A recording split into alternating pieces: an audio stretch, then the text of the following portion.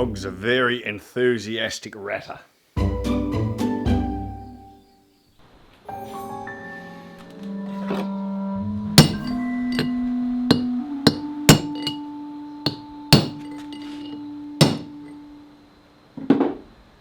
So the mission here is to extract what I would call a bearing race. In previous episodes we have covered a few things about language and dialects and the fact that I am quite an offender when it comes to making up words for things I've either forgotten or don't know the names of.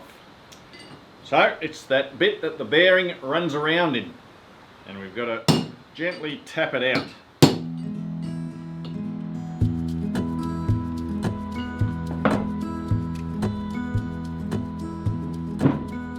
On its way.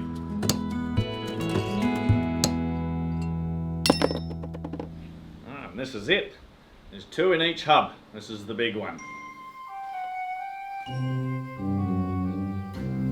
If that dog falls off the roof, Summer is going to shoot him.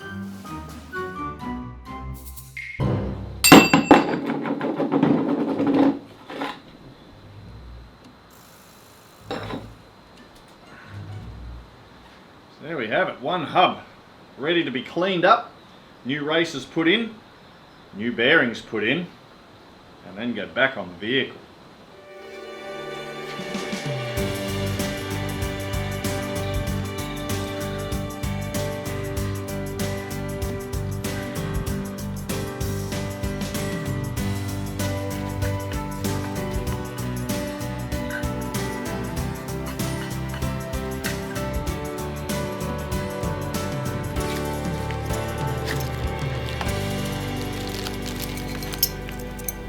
Right, 1 bearing and race.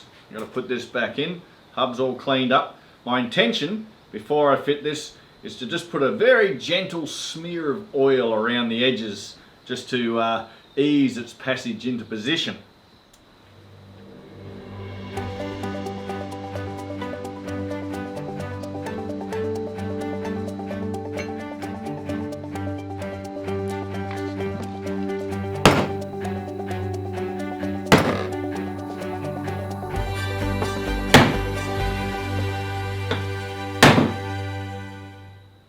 I'm having a little bit of trouble trying to get this thing in. And you know what? Now that I look at them a little more closely, these bearings are different sizes. The one I'm trying to put in is bigger. Wow. I'm pretty certain that the other side are the right size, the big ones that go in, but not these front ones. Wow, there's going to be a visit back to the shop. Shit. All right, these ones came with the vehicle to start with. They weren't something I've ordered, thank God. But there we have it. I'm going to extract that, and yeah, I'll see you in 3 weeks.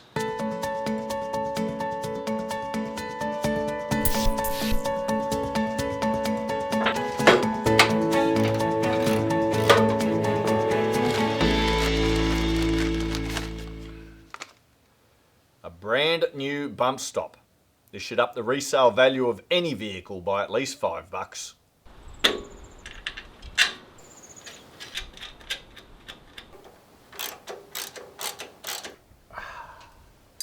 Magnificent. I could just about stop this restoration project right here and just feel that I've accomplished something. Bump stops.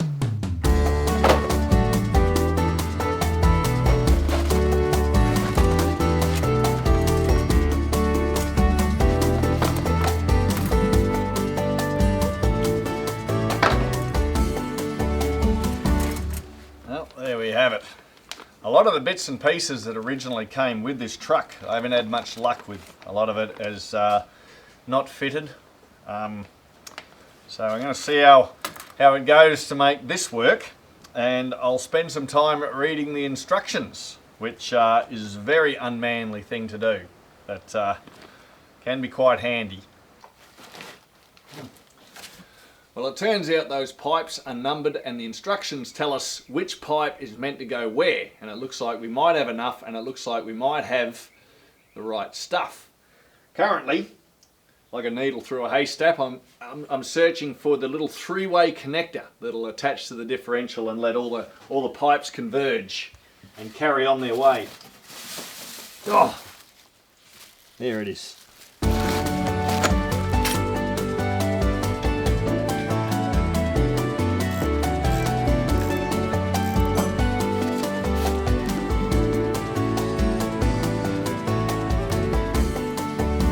Here we go, we're going to start on the shortest one first. The instructions say number 5 is the right rear.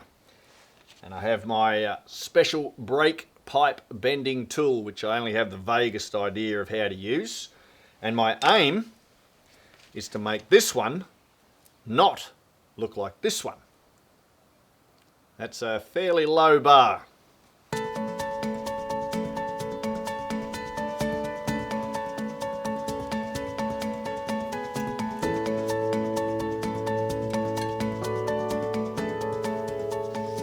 I'm not going to be winning any awards on this one, I'm afraid, for beauty or technique. And I still have to get some supports that'll attach to the back of that brake pipe guard just there. But as long as it works, and it has to be, surely has to look a little better than that one. You've got to give yourself some credit. It's my first brake pipe.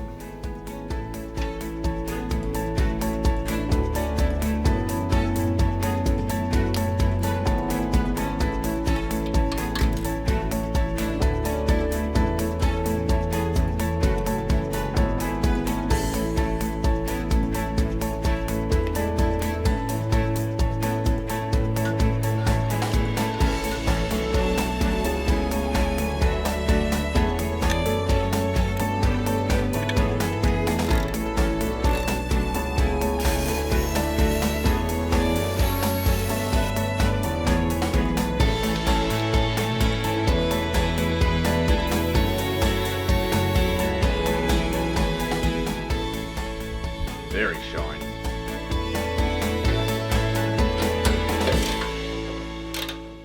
The bearings from Rover's North have turned up, and let's pull them out of the packet. There we go, brand new. And we shall see. They look a little big. Turns out that the ones that were sent to me were for the inner side of the hub, which are the big ones, which I already have. The ones I need are on the outer side of the hub, and I still don't have them. Now, I don't like just to blame people without checking. So I went on to my orders, and sure enough, the fault is all mine. I ordered the wrong ones. Rover's North sent me exactly what I asked for. Quite frustrating, isn't it? When you can't blame anyone else but yourself for dire stuff-ups. So it is. I'm going to go back onto the computer right now and order some more. Back already. These came through a lot quicker than expected. The new bearings from Rover's North again. And as you can see, this time we're cooking with gas. I suppose there's nothing else for it but to proceed. So we want to keep the bearing nice and clean as possible. Keep that in his bag.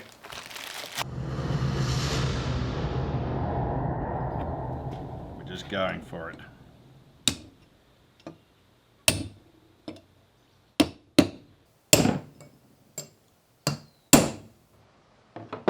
Whoa, all right. Now the big one. Well, as you may have noticed, since this video started, I'm in my third costume change. In the past, I'd go a whole series of videos without even changing my shirt. And in this video, I'm already on my third outfit. That's what happens. I'm becoming quite a diva. Now what we're doing here, we're going to grease up the bearings. Now I am starting with the big one first. And the reason I'm doing that is because there's a hub seal that goes in the back, and that's going to hold it in when we turn it over to do the other one. So with my masseuse skills, I could get a job at one of the spas, one of the high-end spas in Calistoga or St. Helena. And come in with my black gloves and my automotive grease. Okay, so I'm going to call that done, and I'm going to just plop it in there. Here we go, plopped.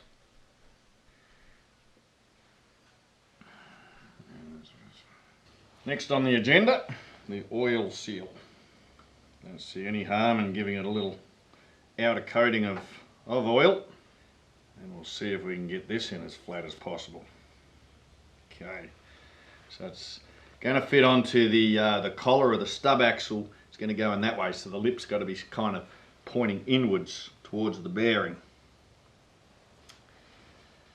Okay, let's see if we can do this without any damage.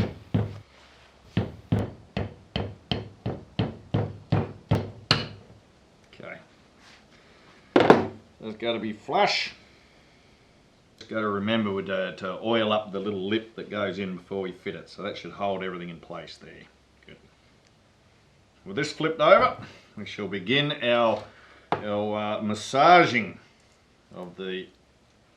That's this one. This is the outer bearing. Now I don't see any harm in just getting a bit of grease tucked away in there as well, in amongst that little gap between them. Why not?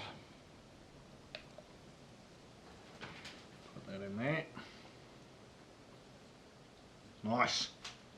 Nice. By my reckoning, this is ready to go onto the stub axle, so we have to make sure that is spotless. It's been on for a while, waiting for these bearings to turn up. Make sure there's no dust and grit on it, and then we shall install the hub. Very exciting.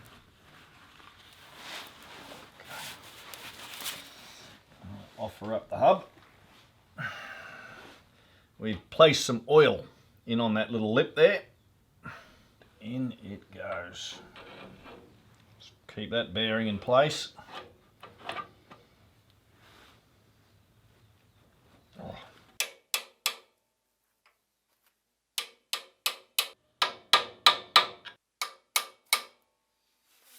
Okay, key washer in first.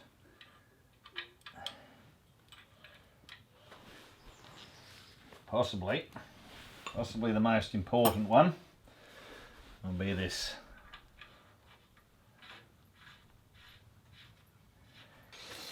There we go, look at that. Okay, fits. So my plan is to start with, because you see how we had to coax that outer bearing in, then I'm thinking I'm going to do this up as tight as I can at first, just to get that bearing seated in. Oh, nicely. There. So that's locked. That's pretty tight. So now what we need to do is a fine balance between not having any of that wobble in the bearing and having the wheel turning freely. There's a thing called end float, where the wobble is minimized and the wheel will turn free. That sweet spot. Now you use a dial gauge for that, or you can just sort of wing it.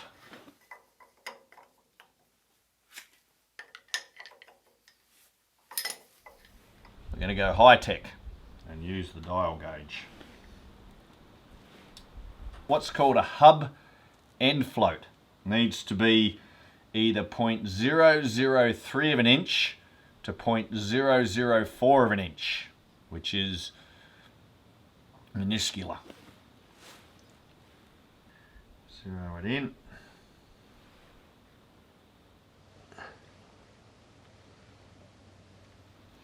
Alright, so that's pretty close.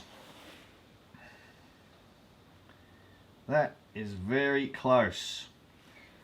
The big test will be once this is all sort of crimped down a little bit and we put the wheel on, and then just see how that feels. But according to the dial gauge, I think we're nearly there. So the next guy to go on is the locking washer.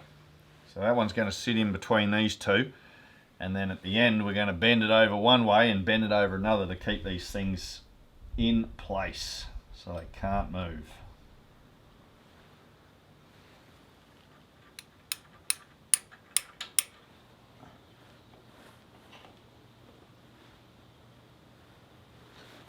Okay.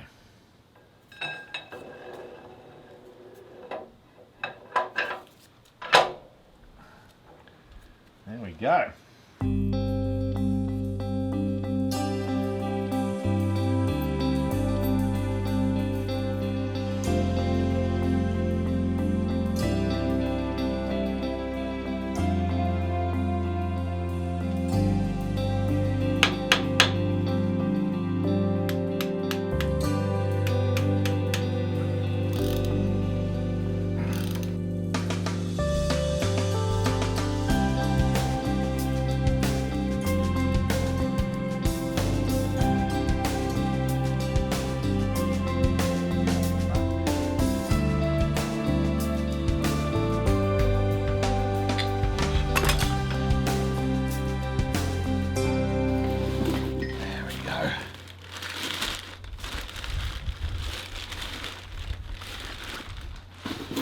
Hey, I'll tell you what, this is all about shiny, brand spanking new. We're on the right track.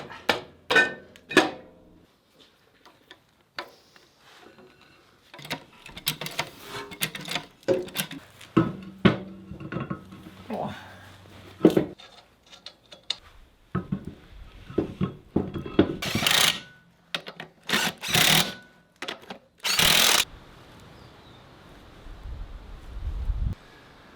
We're going to need to get some weight on this chassis to bring those springs down so we can lock them off.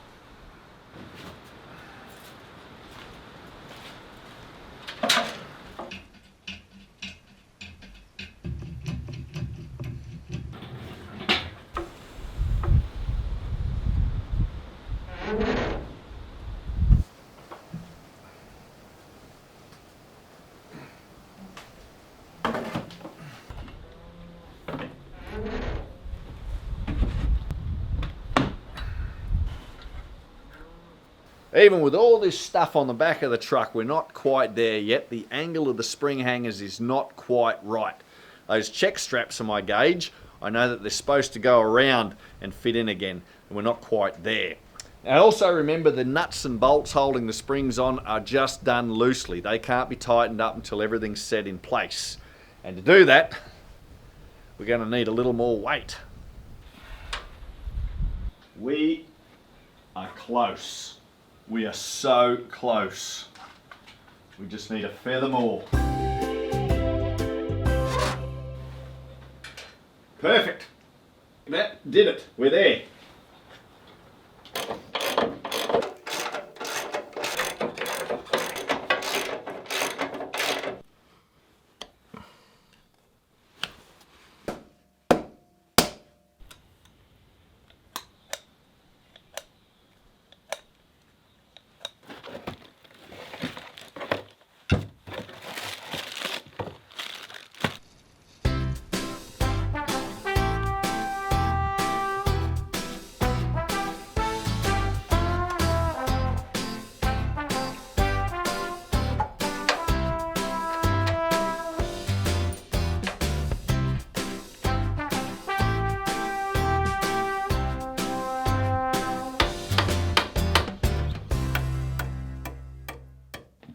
Well, we've come a very short way over a very long time with the completion of our rear end reassembly.